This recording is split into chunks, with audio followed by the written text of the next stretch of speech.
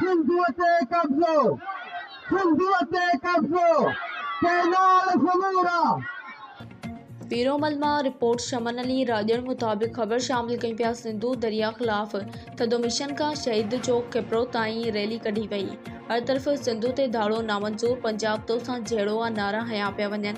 शहर थधो मिशन ऐं सरनवारी समेत मुख़्तलिफ़ सियासी समाजी धुरियुनि तरफ़ां रैली कढी वई आहे। अॼु समूरे आलम में दरियाउनि जो आलमी ॾींहुं आहे। असां 6 कैनाल मंसूबे खे मुकमल रद्द करियूं था। अॻवान पाणी जियापे जो ज़रियो आहे। जेकॾहिं सिंधु ई न रहियो त असां न रहंदासीं। अॻवान ग्रीन पाकिस्तान जे नाले ते सिंध सुकाइण जी साज़िश कंहिं सूरत में क़बूल न आहे।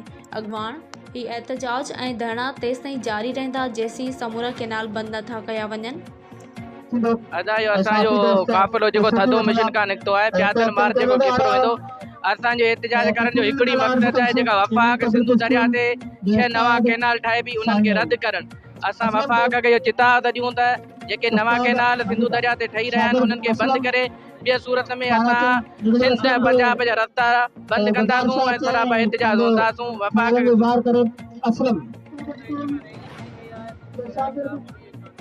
बाबा इहो ग़लति कयो वियो आहे। पाणी सिंध जो नामंज़ूर आहे। किनाल 6 कोन खणणु ॾींदासीं, इहा दिलदारी आहे। मथे विकिणी ॾिना आहिनि 6 किनाल असां नामंज़ूर आहिनि। उन करे असीं प्यादल मार्च कढियो, खिपरे शहीद चौक ताईं वेंदासीं।